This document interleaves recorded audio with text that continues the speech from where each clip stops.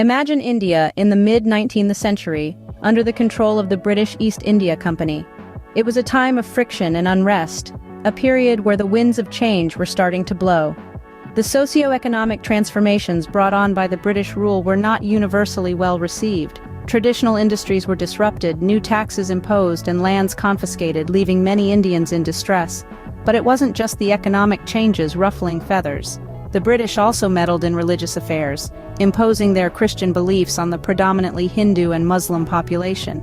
The heavy-handedness of the East India Company was the final straw, their disregard for local customs and traditions only fueling the flames of resentment. The final spark that ignited the revolt was a seemingly small incident involving a greased cartridge. The cartridges, greased with animal fat, were offensive to both Hindu and Muslim soldiers. This incident was the tipping point, the last straw on a mounting pile of discontent. In this simmering pot of discontent, a spark was needed to ignite the rebellion. The spark came in the form of a greased cartridge. The year was 1857, and the spark had been lit. The revolt erupted like a volcano that had been simmering under the surface for a long time. It started with the sepoys in Meerut, who dared to challenge the British colonizers. The sepoys, Indian soldiers serving under British command, mutinied against the unjust and oppressive regime. This act of defiance rapidly spread like wildfire, and soon the flame of revolt reached Delhi.